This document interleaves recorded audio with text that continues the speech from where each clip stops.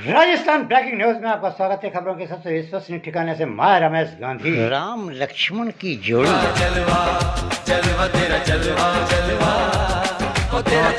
Business. Bihar के राज्यपाल आरिफ खान मोहम्मद साहब से साक्षात्कार लेते हुए, कभी गुना में रहा था हमारा जलवा, फिर माँ चंबल की गोद कोटा में रहा हमारा जलवा। राजस्थान सूबे में हमने प्रगति, उन्नति और व्यवहारता के गाढ़े तिरंगे देखेगा, जवानी से लेके बुढ़ापे तक के, और हमारे युवराज को खोने तक की तस्वीरें आज हमारे गुना के हजारों शुभचिंतकों के कहने पर ब्रेकिंग न्यूज़ में डालकर उनको बता रहे हैं। देखिएगा, आज तक की क्रांतिकारी एंकर मौसमी सिंह, बिहार के राज्यपाल, मध्य प्रदेश के राज्यपाल, राजस्थान के राज्यपाल से हमारे मतलब कैमरा नहीं चल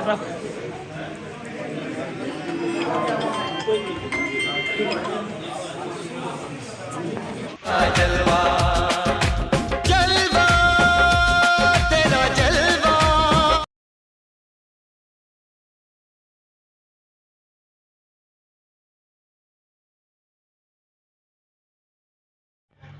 राजस्थान ब्रेकिंग न्यूज़ के सुप्रभात अंक के घूमते आईने में हमारे गृहनगर गुना से की सेवा मध्य प्रदेश सूबे, राजस्थान सूबे के ताजा समाचारों के साथ मैं रमेश गांधी गो माता को चर्चा कर रहे हैं। भारतीय जनता पार्टी के राष्ट्रीय अध्यक्ष गर्मी से बचाओ।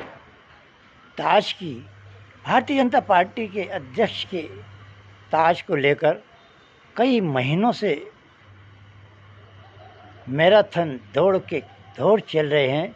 कल प्रधानमंत्री नरेंद्र मोदी ने भी इस पर मंथन किया है और कल पार्टी सुप्रीमो जेपी नड्डा के आवास पर 2 घंटे मीटिंग हुई है और उसमें काफ़ी माथापच्ची हुई है, जहां आरएसएस को ध्यान में रखकर पार्टी का राष्ट्रीय सुप्रीमो किसे बनाया जाए, इस पर बहुत चर्चा हुई है। जैसा कि राजस्थान ब्रेकिंग न्यूज़ ने पहले ही कह दिया है, या तो भूपेंद्र यादव या सीतारमण, दोनों के नाम प्रमुखता से पहले पन्ने पर हैं। दूसरे पन्ने पर शिवराज और धर्मेंद्र प्रधान हैं और तीसरे पन्ने पर साउथ की कोई महिला का भी नाम आ सकता है, जो चौंकाने वाला होगा, जो आरएसएस काफ़ी जोर लगा रही है। वसुंधरा राजे काफ़ी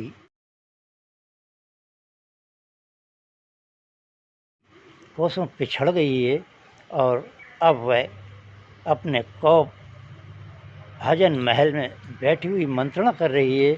उनका शत्रु विनाशक यज्ञ भी असफल हो गया है। कुल मिलाकर वसुंधरा अब बहुत ज़्यादा तिलमिलाई है और अपनी मातृश्री, जिन्होंने मध्य भारत में कांग्रेस छोड़ी थी गोपी कृष्ण विजयवर्गीय के कोप भजन से, और फिर उन्होंने माँ मेरी भी कितनी दुर्गति हो रही है भाजपा में, जैसे आपकी पूर्व में हुई थी। कांग्रेस के द्वारका प्रसाद मिश्र की सरकार को तोड़कर सुंदरलाल पटवा को मुख्यमंत्री बनाया था। आज उनकी पुत्री कई वर्षों बाद माँ विजयराजे के इतिहास को शायद रचना दे राजस्थान में अशोक गहलोत से मिलकर।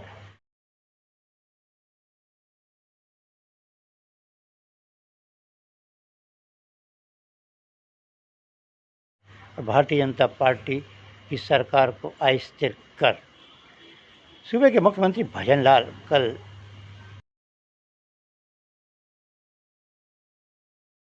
सीकर के दौरे पर थे।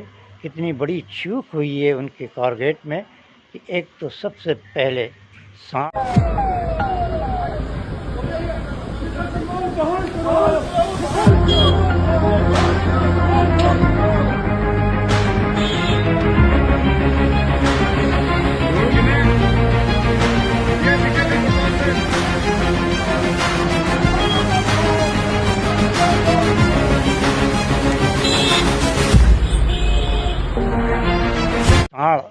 उनके काफिले के आगे आ गया और उसके बाद कांग्रेस के कार्यकर्ताओं ने उन्हें काले झंडे दिखा दिए।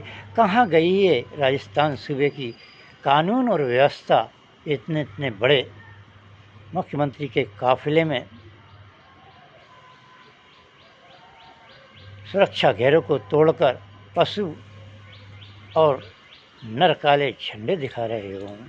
चर्चा कर रहे हैं सूबे के कांग्रेस के भूतपूर्व मंत्री प्रताप सिंह खचरियावास की। जैसे जैसे गर्मी का टेम्परेचर बढ़ता जा रहा है, वैसे वैसे प्रताप सिंह खचरियावास का दिमाग पागलपन के दौरों की ओर अग्रसित होता जा रहा है। हाल ही में उनके बड़े भाई के घर ईडी की रेड पड़ी है, जब से वह मानसिक संतुलन खो बैठे हैं और अनर्गल आरोप लगा रहे हैं। उन्होंने जयपुर राजघराने की राजकुमारी और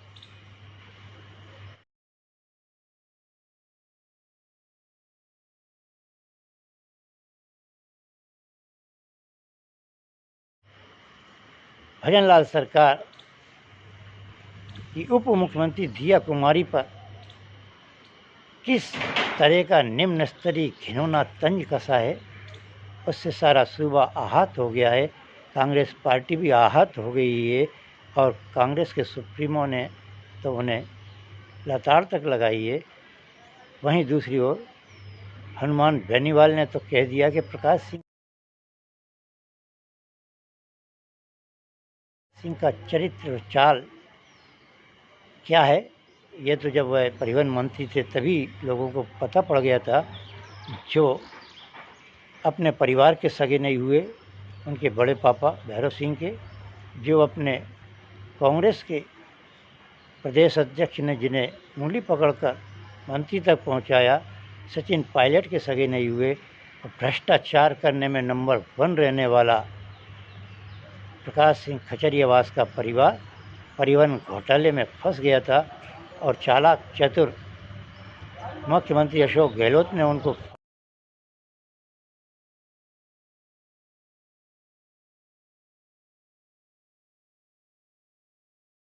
फाइल दिखाई थी कि अब जेल जाने से तुम्हें कोई रोक नहीं सकता।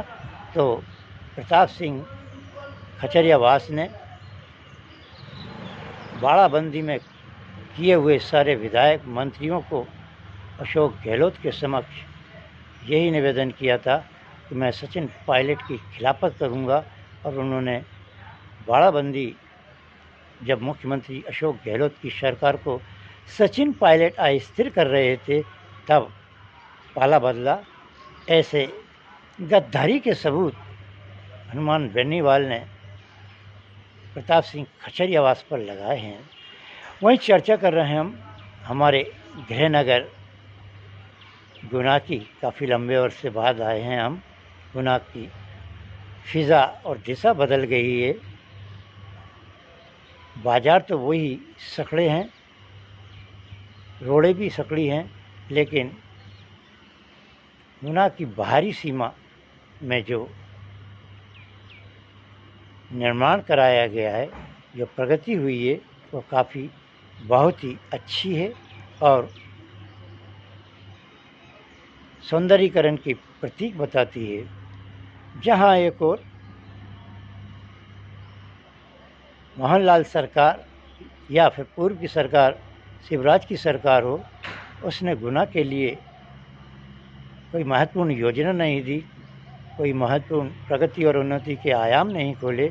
वही टूटी सड़कें, वही बेरोजगार छात्र, वही परेशान अन्नदाता, वही लाडली बहनें